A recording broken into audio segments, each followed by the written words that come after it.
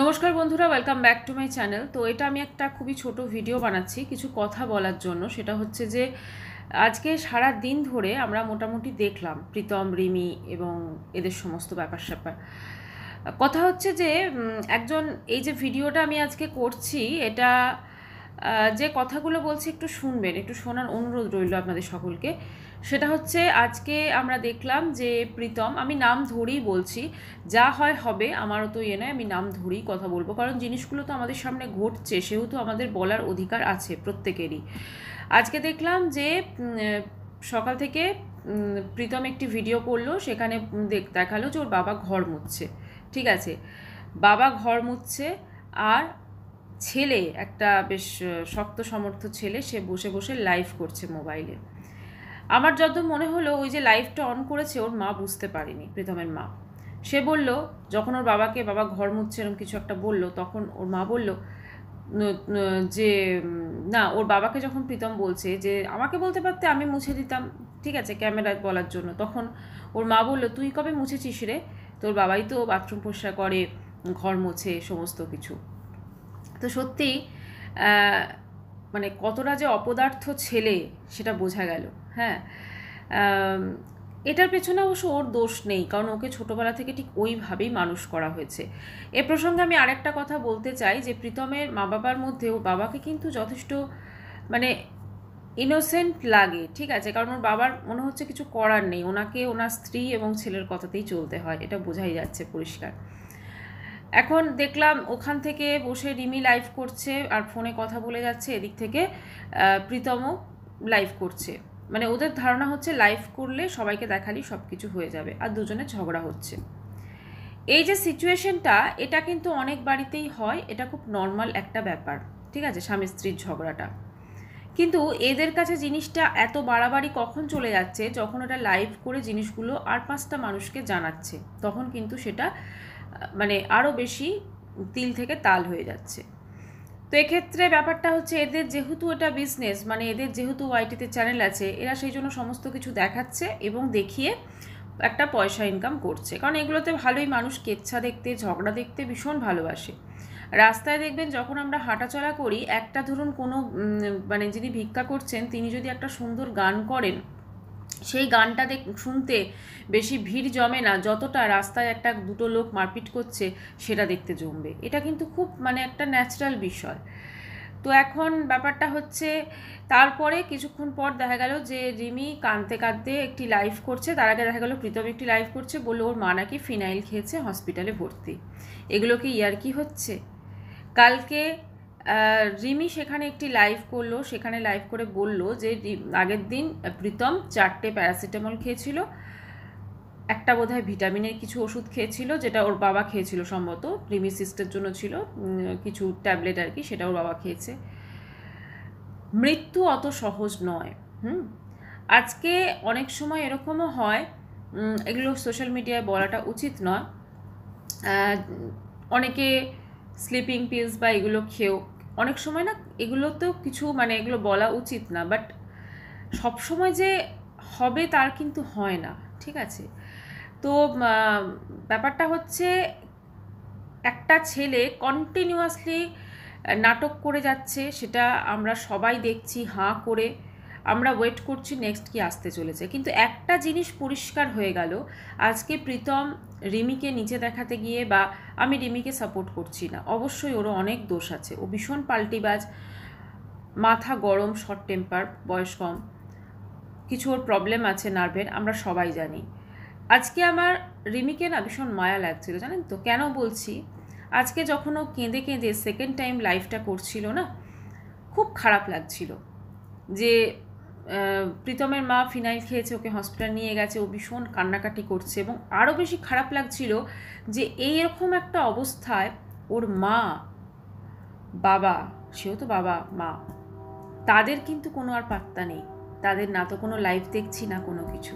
Actually ওই মা বাবাও আর চাইছে না এই মেয়েকে রাখতে, কারণ আজকে এই মেয়ে জানে এই মেয়েকে রাখলে তাদের অনেক পয়সার ইনকাম হবে, অনেক টাকা পয়সার অনেক ইনকাম হবে, কিন্তু ওই যে মানে কি বলবো, মেয়ের নার্ভের পেশেন্ট, মেয়ের দায়িত্ব তারা নেবে না। ঠিক আছে, সত্যি মেয়েটার যে কি আছে ভবিষ্যতে সেটা স্বয়ং ঈশ্বরই জানে। আজ খুব খারাপ লাগছিল রিমিকে দেখে, ভীষণ খুব অসহায় লাগছিল। এবারে আমি বলবো সঙ্গীতা ম্যাডামকে কিছু কথা, আমি নাম ধরেই বললাম আপনাকে। এই যে আপনি একটা মেয়েকে একটা ছেলের বাড়িতে ফেলে রেখে চলে এলেন, কি না ওটা তোর শ্বশুর বাড়ি, ওখানেই তোকে থাকতে হবে। হ্যাঁ, এইগুলো না হয়, এগুলো না খুব নর্মাল একটা বিষয়, এগুলো অনেক ক্ষেত্রে হয়, কিন্তু রিমির মধ্যে কি সেই ম্যাচুরিটিটা আছে? একে তো অত্যন্ত কম বয়স। আজকে যদি রিমির ওখানে কিছু, ও যখন কাঁদছিল না রীতিমতো ভয় লাগছিল, এবং সেখানে দেখলাম একটা কিছু করেছে যে তোমরা কে কে চাও আমি নিজেকে শেষ করে দিই বা করি, এরকম একটা কিছু, আমি ভুলও হতে পারি। কি মানে ও যদি কিছু একটা ওখানে স্টেপ নিয়ে নেয় তখন তার জন্য কে দায়ী থাকবে, কে বা কারা দায়ী থাকবে? তখন কি ও শ্বশুরবাড়ির ঘাড়ে দোষটা চলে যাবে বলে বাকি সব মানুষ? আজকে শুনছি নাকি সঙ্গীতা ম্যাডাম লাইভ করবে, ঠিক আছে, ওর ওই যে ওর যে বন্ধুটা আছে না মিকি নাকি, সে বললো মানে উনি লাইভ করে করেই রিমির হেল্প করবেন। সবাই সবাই লাইভ করে করেই রিমির হেল্প করবে। আসলে কি জানেন তো, সত্যি কথা এই যে টোটাল জিনিসটা হলো, রিমির যদি এই রিয়েলাইজেশনটা হয় যে প্রীতম ওকে ভালোবাসে না, এটা হওয়াটা ভীষণ জরুরি। এই ইনসিডেন্টটার পর আমার মনে হয় ওর কিন্তু এটা রিয়েলাইজ হওয়াটা ভীষণভাবে প্রয়োজন। জোর করে ভালোবাসা হয় না, জোর করে সংসারও যেমন হয় না, জোর করে ভালোবাসা হয় না। রিমির মধ্যে অনেক অনেক গুণ আছে, অনেক কিছুও করতে পারে, ও খুব সুন্দর ডান্স করে। আজকে কেন ও নিজেকে এইভাবে লোকের কাছে বিলিয়ে দিচ্ছে? কেন আজকে ওর জন্য প্রীতমের চ্যানেলটা আজকে হয়ে গেল 3 লাখ, শুধুমাত্র ওকে দেখিয়ে।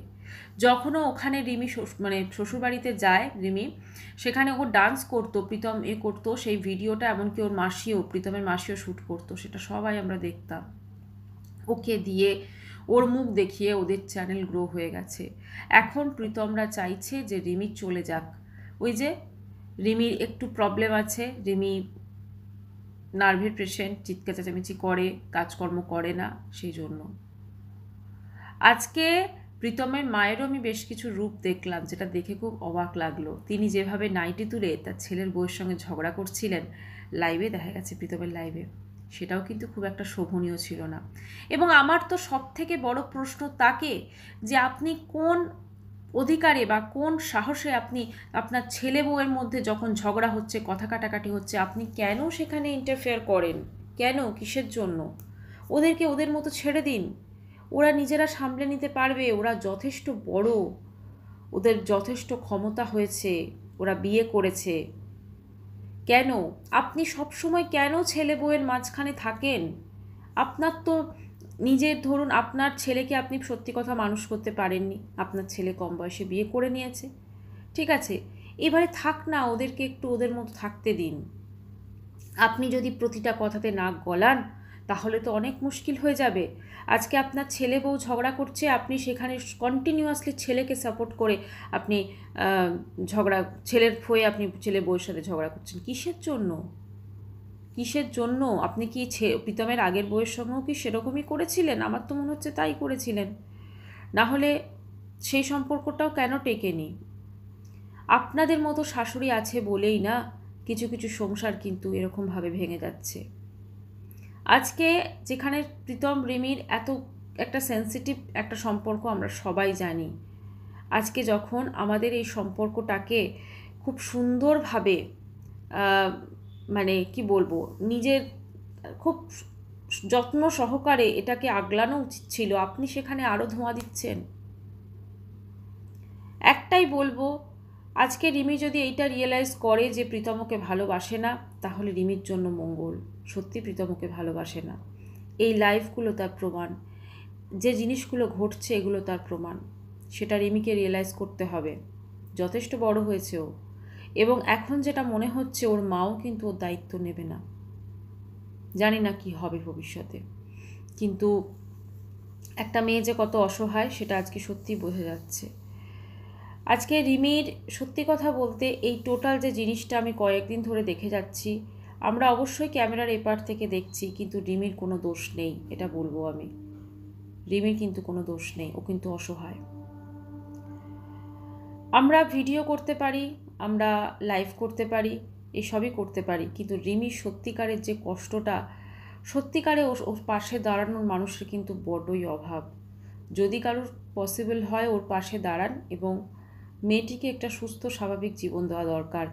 স্বামীর বাড়িতে পড়ে থাকলেই যে ও ভালো থাকবে, ওর অধিকার, এই যে কানে ওর কথাগুলো কে ঢুকিয়েছে জানি না, ওর অধিকার, ওর এই ওর সেই, কতদিন? রিমি কি সত্যি ওখানে সেফ আছে? আজকে যদি রিমির সাথে কিছু হয়ে যায়, তার দায়টা কে নেবে?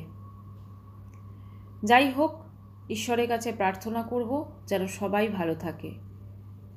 আর একটা স্পেশাল রিকোয়েস্ট আমি প্রীতমের মাকে করব, প্লিজ ছেলে বউয়ের মাঝখানে এত থাকবেন না, ওদেরকে ওদের মতো থাকতে দিন। কারণ আপনার জন্যই মনে হচ্ছে ওদের দুজনের মধ্যে এতটা ঝগড়া হচ্ছে। ছেলে বউ যখন ঝগড়া করছে আপনি সাইড হয়ে যান, ওদের ঝগড়া করতে দিন, ওরা নিজেরা ঝগড়া করবে, ঠিক হয়ে যাবে।